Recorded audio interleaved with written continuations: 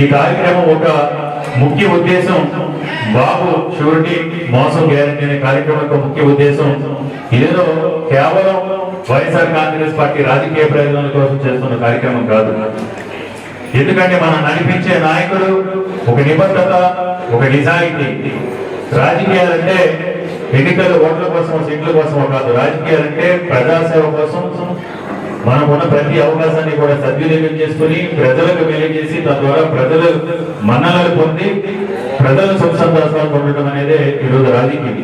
దానికి 100% కూడా జగన్మోహన్ రెడ్డి గారు అప్పుడు వైఎస్ఆర్ కాంగ్రెస్ పార్టీ స్థాపించినప్పుడు మొదటి అడుగు నుంచి కూడా 2014లో కూడా అధికారంలోకి రాకపోయినా ఆ రోజు కూడా చంద్రబాబు నాయుడు గారు ఒక గౌరవప్రదమైన ప్రతిపక్ష నాయకుడిగా ఎనలేని పోరాటం చేసి ఆ పోరాటంలో ఆ రోజు కూడా చంద్రబాబు నాయుడు మెడలు వచ్చి ఆ రోజులో కూడా చంద్రబాబు నాయుడు పసుపు కుంకుమ లాంటి కొన్ని కార్యక్రమాలు చేశాడంటే దానికి కారణం ఒక వైఎస్ జగన్మోహన్ రెడ్డి గారు మాట్లాడారు.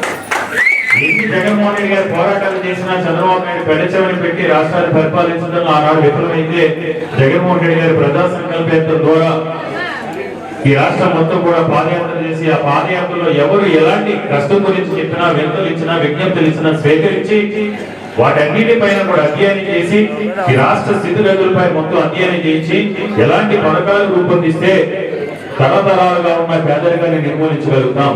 5 సంవత్సరాలకు ఒకసారి ఎన్నికలు